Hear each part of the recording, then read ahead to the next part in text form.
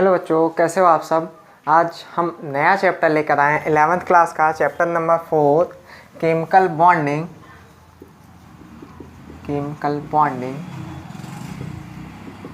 And molecular structure. जो ये हमारे कंपाउंड हैं, ये कैसे फॉर्म होते हैं और इनका मॉलिक्यूलर स्ट्रक्चर क्या है, इनकी संरचना क्या है, इनकी व्यवस्था क्या है, इस चैप्टर में हम पढ़ेंगे। तो केमिकल या हम कह सकते हैं एटम बॉन्ड फॉर्मेशन क्यों करते हैं। तो एटम बॉन्ड फॉर्मेशन दो रीजंस की वजह से कहते हैं। सबसे पहला है स्टेबिलिटी। स्टेबिलिटी क्यों पाना चाहते हैं ये? टू फॉर्म बॉन्ड, और कभी भी जब भी बॉन्ड फॉर्मेशन होगा, जो एटम की क्या होगी पोटेंशियल एनर्जी, वो क्या होगी, डिक्रीज होगी।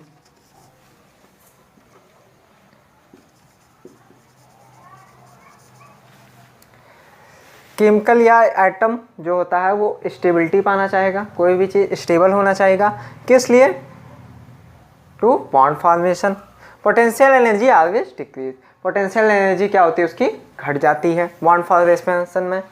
अब स्टेबिलिटी किसकी पाना जाता है? कोई भी एटम होगा वो स्टेबिलिटी पाना चाहेगा helium, neon, argon, krypton, xenon. यहाँ एक्सी होगा, ज़ीनान। अब helium, neon, argon, krypton, xenon, ये क्या है? इनके लास्ट सेल में कितने इलेक्ट्रॉन हैं? हीलियम को छोड़ के 8 इलेक्ट्रॉन हैं लास्ट सेल में। जैसे 1s2, 2s2, 2p6, ये लास्ट सेल हुआ इसका। इसमें कितने हुए? 2 और 6, 8 इलेक्ट्रॉन हो गए।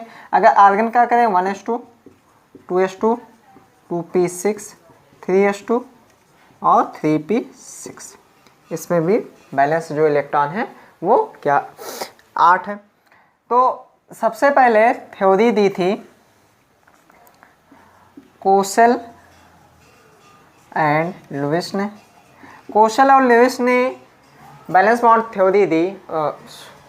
उसमें इन्होंने कहा कि जो भी एटम है वो स्टेबिलिटी पाने के लिए उसके लास्ट सेल में 8 इलेक्ट्रॉन होना चाहिए, हाइड्रोजन और हीलियम को छोड़ के। तो लास्ट इलेक्ट्रॉन इनमें है, किसमें? नोबल गैस में। तो कोई भी एटम क्या होगा, नोबल गैस की इलेक्ट्रॉनिक कॉन्फ़िगरेशन फॉर्म करना चाहेगा, और इसके लिए वो बॉन्ड का फॉर्मेशन करेगा। बॉन्ड का फॉर्मेशन होगा, पोटेंशियल एनर्जी क्या होगी, उसकी डिक्रीज होगी। अब कोई भी एटम है वो कितने तरह से बॉन्ड का फॉर्मेशन करता है। तो बॉन्ड के फॉर्मेशन में 2 टाइप ऑफ बॉन्ड फॉर्मेशन है। एक इंटर एटॉमिक और दूसरा है इंटर मॉलिक्यूल। तो इंटर एटॉमिक में कौन कौन से बॉन्ड फॉर्मेशन होंगे? आयनिक बॉन्ड, सेकंड है कोवैलेंट, थर्ड है कोऑर्डिनेट बॉन्ड, और इसी को दूसरा नाम है डेटिव बॉन्ड, कोऑर्डिनेट बॉन्ड। और इसके बाद लास्ट है मेटेलिक बॉन्ड। अगर हमें कहे कि जो मैग्नीज की रॉड है वो कैसे बॉन्ड फॉर्मेशन करते हैं, तो उसमें मेटेलिक एक special type of bond formation होता है। इंटरमॉलिक्यूलर बॉन्ड जैसे हाइड्रोजन बॉन्ड, ये कितने टाइप के होते हैं? 2 टाइप के होते हैं, एक इंटरमॉलिक्यूलर, एक इंट्रामॉलिक्यूलर। और वान डेर वाल बॉन्ड, ये कितने टाइप के होते हैं? 5 टाइप के। अब इंटर एटॉमिक बॉन्ड जो एटम्स के बीच में लगते हों, बॉन्ड का फॉर्मेशन उसमें होता है, उसको हम आयनिक बॉन्ड, कोवैलेंट और कोऑर्डिनेट और मेटेलिक बॉन्ड कहेंगे। जबकि 2 मॉलिक्यूल्स के बीच में, इंटर मॉलिक्यूल्स के बीच में, मतलब कि 2 मॉलिक्यूल्स के बीच में लगने वाले बॉन्ड को हाइड्रोजन बॉन्ड और वान डेर वाल बॉन्ड कहते हैं। अब हमने ऑक्टेट रूल के अकॉर्डिंग ये बताया कि कोई भी एटम होगा वो स्टेबिलिटी पाना चाहेगा, और स्टेबिलिटी पाने के लिए क्या होगा, उसको लोअर एनर्जी में आना चाहेगा। और दुनिया में कोई भी चीज़ होगी लगभग वो अपनी लोअर एनर्जी में रहना चाहेंगे। अगर आप तो बिल्डिंग के टॉप पे खड़े हो तो वहाँ आपको पसंद नहीं होगा, आप कहाँ आना चाहोगे, ग्राउंड फ्लोर पे। ठीक उसी तरह स्टेबिलिटी पाने के लिए क्या होते हैं, लोअर एनर्जी में आते हैं। तो जब भी बॉन्ड फॉर्मेशन करेंगे तो क्या होगा, पोटेंशियल एनर्जी या इनकी एनर्जी डिक्रीज होगी। अब हम कहें कि दो एटम्स हैं, ये इसका न्यूक्लियस हो गया, ये N मान लेते हैं, Na न्यूक्लियस ऑफ A और Nb। यहाँ इलेक्ट्रॉन हो गए किसके, Na के, Nb के इलेक्ट्रॉन, और यहाँ Na के इलेक्ट्रॉन हो गए। ठीक, ये आपका न्यूक्लियस हो गया, और इसको हम बैलेंस सेल मान लेते हैं। बैलेंस सेल जिसमें कि जो बॉन्ड फॉर्मेशन करने वाले, या हम कह सकते हैं जो लास्ट सेल के इलेक्ट्रॉन को हम बैलेंस सेल कहते हैं। जिस सेल में लास्ट इलेक्ट्रॉन रहता है उसी सेल में जो इलेक्ट्रॉन पाए जाते हैं उनको बैलेंस इलेक्ट्रॉन कहते हैं। बैलेंस इलेक्ट्रॉन टू टाइप के होते हैं, एक इलेक्ट्रॉन जो बॉन्ड फॉर्मेशन करते हैं उनको बॉन्डिंग इलेक्ट्रॉन, एक इलेक्ट्रॉन जो बैलेंस सेल में रहते हैं लेकिन बॉन्ड फॉर्मेशन में परफॉर्म नहीं करते हैं उनको लोन पेयर ऑफ इलेक्ट्रॉन या नॉन बॉन्डिंग इलेक्ट्रॉन कहते हैं। अब ये इलेक्ट्रॉन क्या हो गए, रिपल करेंगे एक दूसरे को, और ये न्यूक्लियस इस न्यूक्लियस को क्या करेगा, रिपल करेगा। क्यों, ये भी पॉजिटिव चार्ज, ये भी पॉजिटिव चार्ज, ये नेगेटिव चार्ज और ये नेगेटिव चार्ज, ठीक, रिपल करे। लेकिन ये इसको अट्रैक्ट करेगा, किसका, nucleus of B electron of A को अट्रैक्ट करेगा, जबकि nucleus of A nucleus of B के इलेक्ट्रॉन को अट्रैक्ट करेगा। तो इनके बीच में फोर्स ऑफ अट्रैक्शन या हम कहें इलेक्ट्रोस्टैटिक फोर्स इतना ज़्यादा होता है कि बॉन्ड फॉर्मेशन करते हैं। आपके बुक में कुछ इस तरह का एक ग्राफ दिया गया होगा, देखिए यहाँ ये आर हो गया और यहाँ पे ये हो गई पोटेंशियल एनर्जी इसकी। आप देख रहे हैं जैसे जैसे आर बढ़ रहा है वैसे वैसे पोटेंशियल एनर्जी डिक्रीज हो रही, और बहुत ज़्यादा आर दूर हो जाने पे पोटेंशियल एनर्जी क्या हो गई, बहुत डिक्रीज हो गई। तो यहाँ पे हम देखते हैं लोएस्ट एनर्जी में है, इस पीक पे हम यह कह सकते हैं, इस कर्व पे यहाँ पे मिनिमम है कौन, क्या चीज़, पोटेंशियल एनर्जी, और रेडियस इसका कितना है, यहाँ आर। तो एक रेडियस पे इसकी पोटेंशियल एनर्जी मिनिमम होगी, जबकि बहुत ज़्यादा, मतलब इन दो एटम्स के बीच में इतना इलेक्ट्रोस्टैटिक फोर्स बनेगा कि इसमें आर दूरी बनी रहे। हम कह सकते हैं force of attraction is equal to Q1 by Q2 upon R square. यहाँ पे K आपका कांस्टेंट हो जाएगा। माध्यम की परावैद्युतांक Q1 इस पे जो चार्ज लग रहा है, Q2 इसका चार्ज, और R इनके बीच की दूरी होगी। तो R का मान यहाँ डिपेंड करेगा। अगर हम R के मान को बहुत बढ़ा देंगे, इनकी दूरी बहुत बढ़ गई तो इलेक्ट्रोस्टैटिक फोर्स कम हो जाएगा और इनका पोटेंशियल एनर्जी बढ़ने लगी, जबकि एक मिनिमम दूरी तक इनकी पोटेंशियल एनर्जी रहेगी। अब ये आप समझ गए कि बॉन्ड का फॉर्मेशन किस तरह होता है। बॉन्ड का फॉर्मेशन क्यों होता है, स्टेबिलिटी के लिए, noble gas electronic configuration found करने के लिए। ये इतने तरह से बॉन्ड फॉर्मेशन करते हैं, एक इंटर एटॉमिक, एक इंटर मॉलिक्यूल। इंटर एटॉमिक में आयनिक, कोवैलेंट, कोऑर्डिनेट, मेटेलिक, जबकि इसमें हाइड्रोजन बॉन्ड और वैन बॉन्ड। अब हम पढ़ते हैं आयनिक बॉन्ड। आयनिक बॉन्ड का फॉर्मेशन कैसे होता है, या हम कहें कि आयनिक बॉन्ड के द्वारा कैसे कंपाउंड बनते हैं।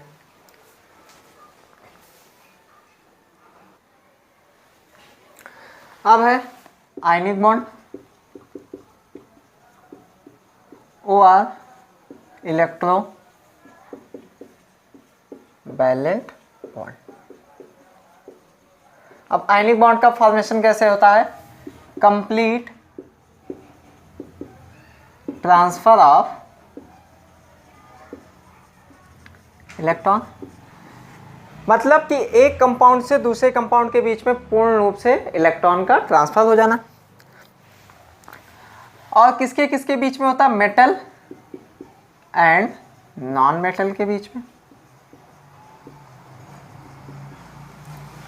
और कभी भी आयनिक बॉन्ड का जो फॉर्मेशन होगा वो सेम कंपाउंड में नहीं होगा या सेम मॉलिक्यूल में है।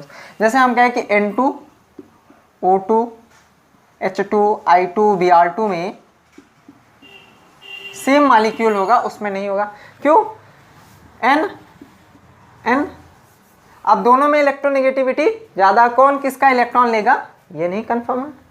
इसकी भी इलेक्ट्रोनेगेटिविटी उतनी ही और इसका भी इलेक्ट्रोनेगेटिविटी उतनी है, या इसकी इलेक्ट्रॉन एफिनिटी इतनी है, 2 हो गई मान लेते हैं, और इसकी इलेक्ट्रॉन एफिनिटी इतनी, दोनों तो बराबर है, कोई इलेक्ट्रॉन देगा है नहीं। और ये क्या कह रहा है? Complete transfer of electron.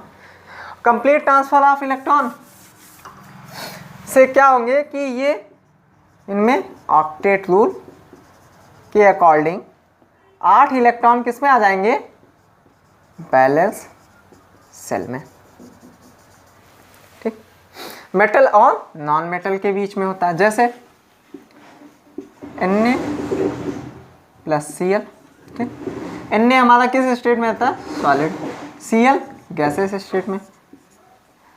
बनाता क्या है? NaCl।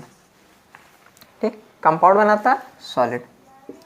अब Na क्या करेगा? Na plus electron minus, electron को क्या किया इसने? रिलीज किया, तभी इस पर पॉजिटिव था। Cl क्या करेगा? एक इलेक्ट्रॉन को ऐड करेगा तो क्या बन जाएगा? Cl minus. और Na प्लस और Cl माइनस से हमारा क्या बनेगा? NaCl, एक कंपाउंड बन जाएगा। कैसे? Complete transfer of electron.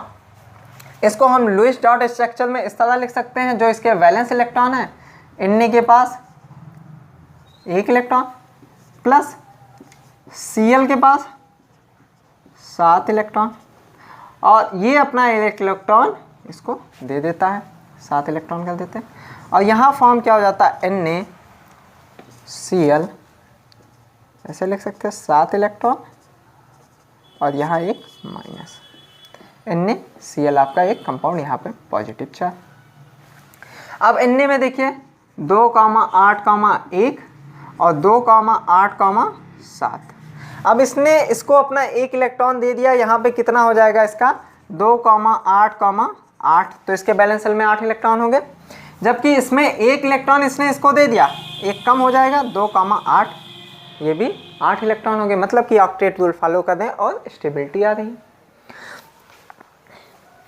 अब सेकंड एग्जांपल इसका देख लीजिए। सेकंड एग्जांपल में हम क्या लिखेंगे? दूसरा कोई कंपाउंड, जैसे Cl, Ca और Cl, इसको हम क्या कहेंगे? CaCl2 का कंपाउंड कैसे फॉर्म होता है? Cl में 7 बैलेंस इलेक्ट्रॉन,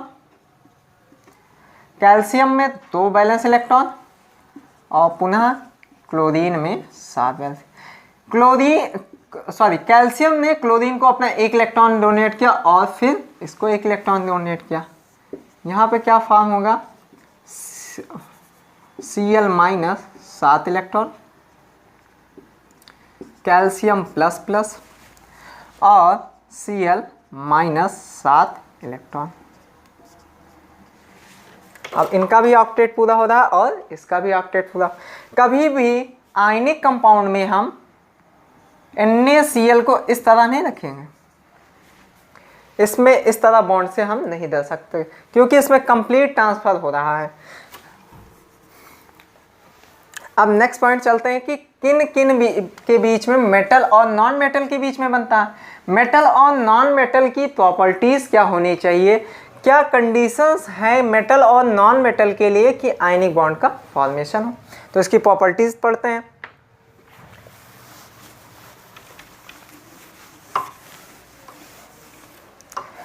तो इसकी पहली प्रॉपर्टीज है कि जो डोनर एटम है, इलेक्ट्रॉन का डोनेट करने वाला डोनर एटम का साइज कैसा होना चाहिए? बड़ा होना चाहिए। साइज क्या कह सकते हैं हम? Large size. और जबकि एक्सेप्टर एटम का क्या होना चाहिए? Small size. ऐसा क्यों? और एक्सेप्टर एटम यहाँ कौन होगा? Non metal. जबकि डोनर एटम कौन सा होगा? मेटल। अगर लार्ज साइज है, इससे पहले हमने पीरियोडिक टेबल में पढ़ाया था इलेक्ट्रोनेगेटिविटी और आयनाइजेशन एनर्जी या इलेक्ट्रॉन एफिनिटी हम कह सकते हैं।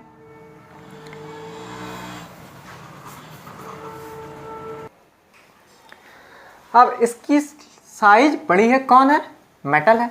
मेटल की साइज बड़ी है तो आयनाइजेशन एनर्जी इसकी क्या होगी? लो होगी।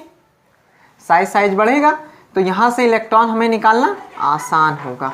ठीक, तो इलेक्ट्रॉन निकालना आसान होगा तो इसके बहुत अच्छा डोनर होगा, जबकि नॉन मेटल की साइज छोटी होगी।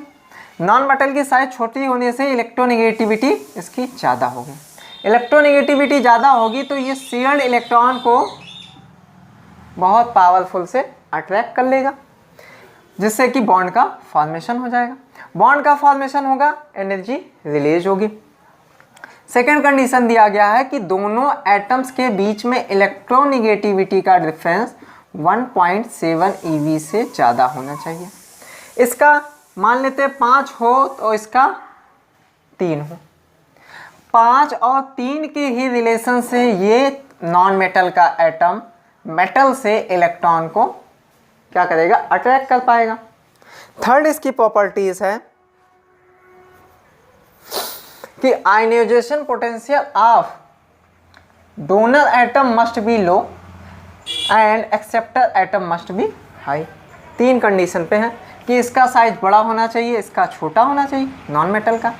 सेकेंड कंडीशन कह रहा है इनके बीच में इलेक्ट्रोनेगेटिविटी का डिफरेंस 1.7 eV से ज़्यादा होना चाहिए आयनिक बॉन्ड बनने के लिए। और थर्ड कह रहा है इसकी आयनाइजेशन एनर्जी लो होनी चाहिए, जबकि नॉन मेटल की हाई होनी चाहिए। क्यों? क्योंकि शेयर्ड ऑफ इलेक्ट्रॉन अटैक करेगा। अब यहाँ एक टर्म है आपका इलेक्ट्रो वैलेंसी। आयनिक बॉन्ड में इलेक्ट्रो वैलेंसी का मतलब क्या हुआ? नंबर ऑफ इलेक्ट्रॉन लॉस्ट और गेन, कि कितने इलेक्ट्रॉन इसने हुए और कितने इसने ग्रहण किया। इसको हमेशा किससे शो? Always show positive. अगर गेन किया होगा तब भी पॉजिटिव और लूज किया होगा तब भी पॉजिटिव। तो हम इसमें देख सकते हैं कि जैसे आपका लिथियम हुआ, सोडियम हुआ, पोटेशियम हुआ, तो इनकी जो इलेक्ट्रोवैलेंसी होगी वो +1 होगी। सेकंड में आए मैग्नीशियम, बेरिलियम, इनकी +2 होगी।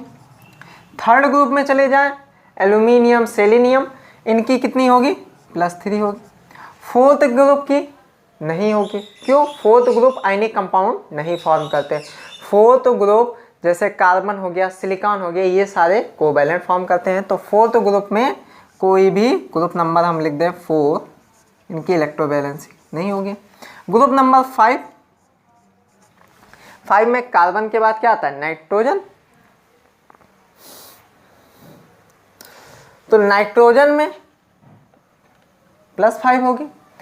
ग्रुप नंबर अगर हम 6 की बात करें पीरियोडिक टेबल में, 6 में कौन सा आएगा? ऑक्सीजन, जिसकी +2 होगी। और उसके बाद आपका नोबल गैस आता है जिसकी इलेक्ट्रोवैलेंसी क्या होगी? +1 होगी।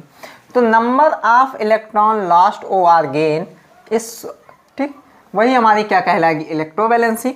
उसको हम हमेशा पॉजिटिव से शो करते हैं। अगर वो इलेक्ट्रॉन को एक्सेप्ट भी किया हो तब भी हम उसको पॉजिटिव। तो फर्स्ट ग्रुप की +1, सेकेंड ग्रुप की +2, थर्ड ग्रुप की +3, फोर्थ ग्रुप के नहीं होती है, फिफ्थ की +5, सिक्स की +2 और सेवन्थ की +1।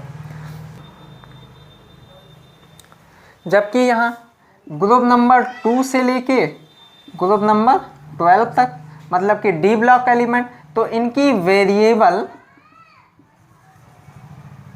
इलेक्ट्रोवैलेंसी होती है। ये +2, +3, +4, +5 कई वैलेंसियाँ शो करते हैं लास्ट और गेन में। अब आगे इसमें देखते हैं कि जो हमारा बॉन्ड फॉर्मेशन हो रहा है, जैसे मेटल क्या कर रहा है? एक इलेक्ट्रॉन को लूज कर रहा है। इलेक्ट्रॉन लूज कब कर रहा है? आयनाइजेशन एनर्जी लगने पे। तो आयनाइजेशन एनर्जी हम लगा दें तो वो कैसे हो जाएगा? पॉजिटिव। सेकंड, नॉन मेटल है। नॉन मेटल क्या कर रहा है? इलेक्ट्रॉन ग्रहण कर रहा है। वो कैसा हो जाएगा? X-। वो क्या रहा? Electron affinity. इलेक्ट्रॉन एफिनिटी, जिसकी पहली वैल्यू क्या होती है, निगेटिव। इलेक्ट्रॉन को ग्रहण कर रहा है, उसकी पहली वैल्यू क्या होगी, निगेटिव होगी। क्यों? क्योंकि एक इलेक्ट्रॉन ग्रहण करेगा तो एनर्जी रिलीज करेगा। हम एक इलेक्ट्रॉन निकाल रहे हैं तो एनर्जी क्या करना, एक्सेप्ट कर रहा, जबकि एक एनर्जी हम उसमें इलेक्ट्रॉन ऐड कर रहे हैं तो वो क्या कर रहा है, एनर्जी को रिलीज कर रहा है, तो उसकी वैल्यू आ जाएगी निगेटिव। अब इन दो वैल्यू के बाद अगर m और प्लस x को हम मिला के m प्लस होगा और x माइनस मिला के mx यहाँ सॉलिड स्टेट में बनाए, तो इनसे भी कुछ एनर्जी रिलीज होगी जिसको हम कहेंगे लैटिस एनर्जी। लैटिस एनर्जी हम कैसे कह सकते हैं कि which energy required to formation of 1 mole of compound, इतनी ज़्यादा लैटिस एनर्जी होगी उतना ज़्यादा ये कंपाउंड क्या होगा, स्टेबल होगा। क्यों? एनर्जी जितनी ज़्यादा निकल रही है उसकी एनर्जी और कम हो रही है, बॉन्ड क्या हो जाएगा, और मजबूत स्ट्रॉन्ग बॉन्ड बनेगा। तो जितनी ज़्यादा एनर्जी रिलीज होगी, लैटिस एनर्जी जितनी ज़्यादा रिलीज होगी वही उसकी स्टेबिलिटी कहलाएगी। अगर इस बॉन्ड को डिसोसिएट करना होगा तो जितनी एनर्जी निकली है उतनी ही तो हमें लगानी पड़ेगी, मतलब जितना लैटिस एनर्जी निकला बॉन्ड उतना अच्छा बना। अगर यही बॉन्ड हमें तोड़ना हो, डिसोसिएट करना, तो उतनी ही हमें लैटिस एनर्जी लगानी पड़ेगी। अब लैटिस एनर्जी को कैलकुलेट करने के लिए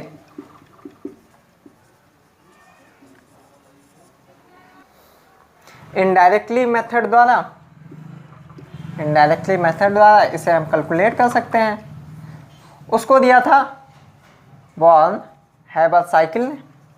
अब बॉर्न हैबर साइकिल के ही द्वारा हम क्या करेंगे, किसी कंपाउंड की इलेक्ट्रोवैलेंसी। अब m और x फॉर्म करके mx सॉलिड बना रहे हैं, तो गैसियस स्टेट से सॉलिड स्टेट में आने पे कुछ तो एनर्जी रिलीज होगी, वह इसकी लैटिस एनर्जी कहलाएगी। कंपाउंड का फॉर्मेशन हो रहा है।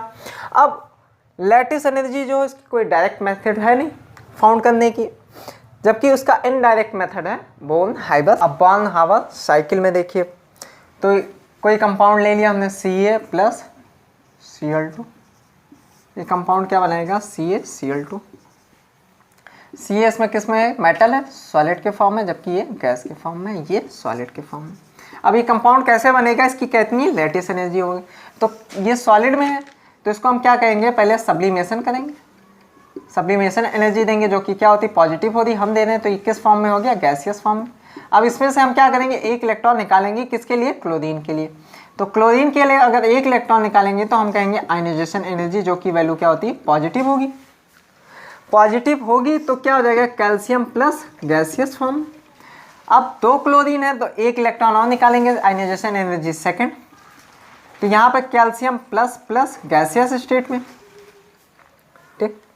अब यहाँ Cl2 है, Cl2 को हम क्या करेंगे, पहले Cl में डिसोसिएट करेंगे, Cl2 है तो डिसोसिएशन एनर्जी हम यहाँ लगाएंगे। फिर ये किस में हो गया, Cl मॉलिक्यूल में।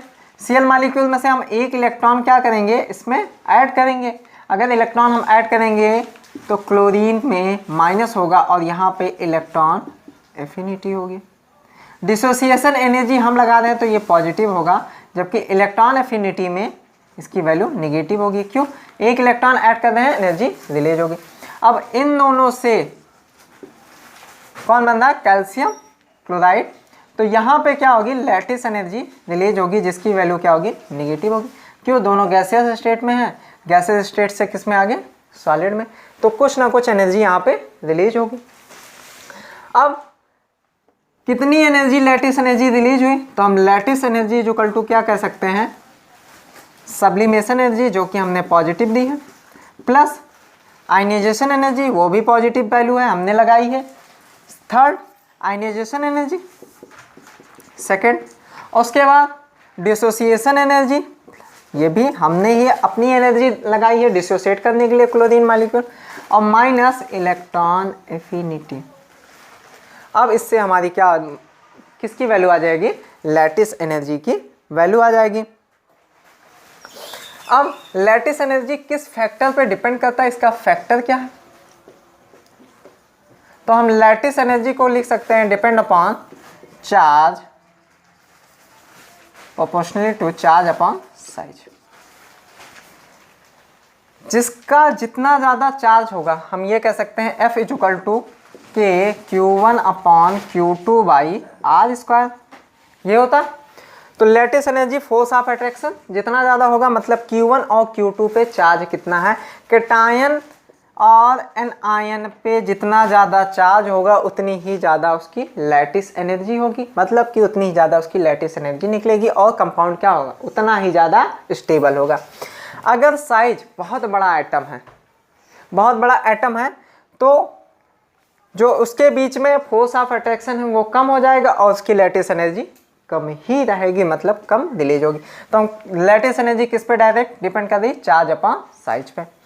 कुछ जगह ऐसे फैक्टर्स हमें क्वेश्चन में मिलते हैं कि जहाँ पे लैटिस एनर्जी चार्ज और साइज की वैल्यू दोनों की वैल्यू बराबर होती है। मतलब एक क्वेश्चन देखते हैं, क्वेश्चन नंबर 1 कर देते हैं इसको। क्वेश्चन हमें कह रहा है कि NaF और MgCl2 दो कंपाउंड दिया। अब पूछ रहा है कि इसमें सबसे ज़्यादा लैटिस एनर्जी किसकी होगी, तो Na में +1 हम कह सकते हैं और इसमें +2। फ्लोरीन में चार्ज क्या हो जाएगा, यहाँ पे +1 और यहाँ +1।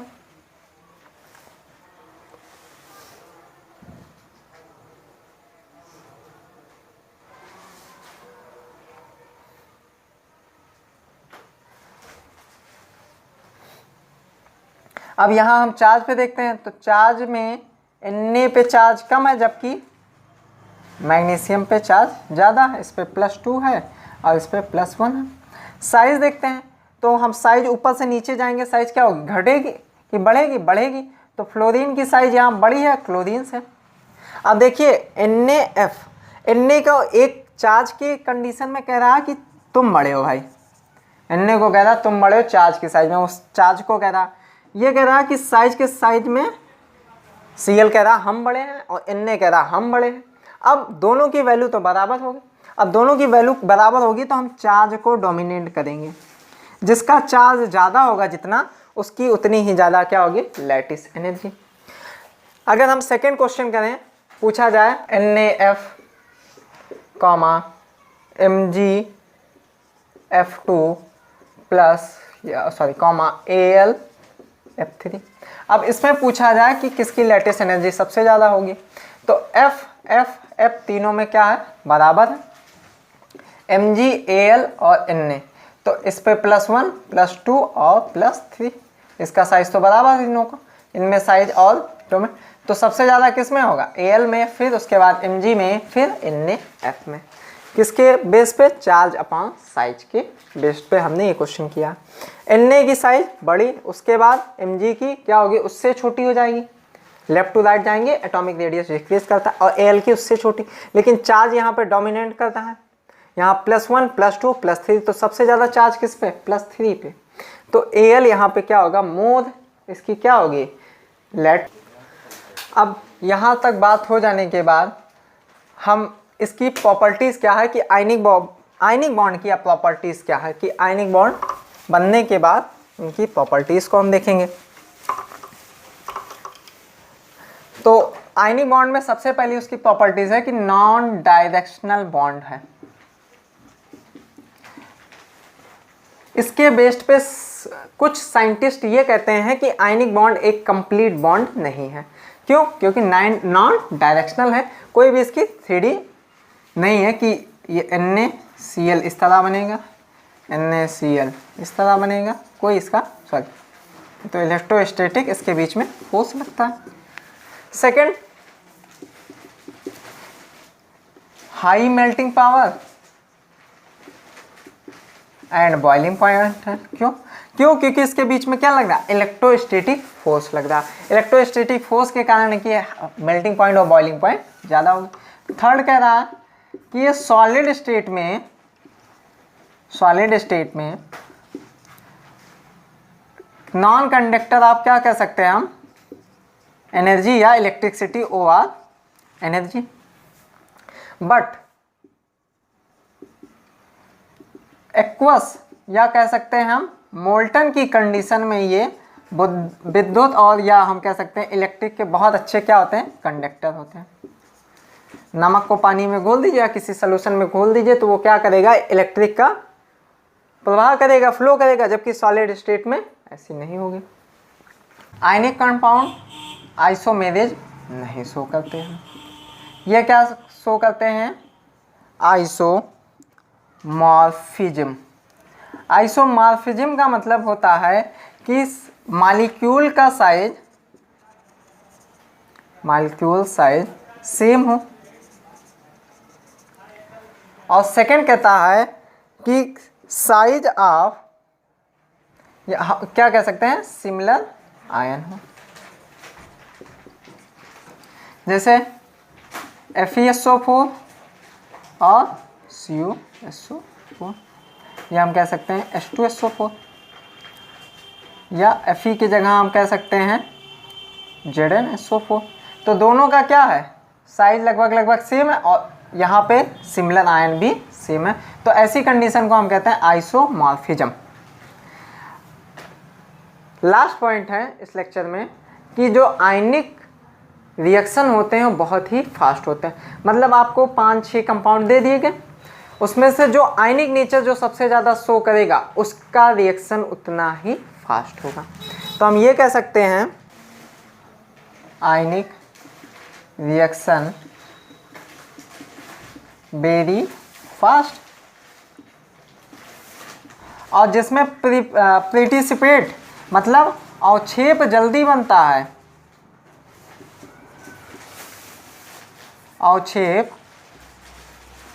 जिसको प्रिटिसिपेट कहते हैं, अवक्षेप जल्दी बनता है, उसमें आयनिक रिएक्शन क्या होगा, उतनी ही और तेज होगा। तो ये आपका 11th क्लास का फर्स्ट लेक्चर यहीं पे हम समाप्त करते हैं। तक पढ़ते रहिए। Best of luck.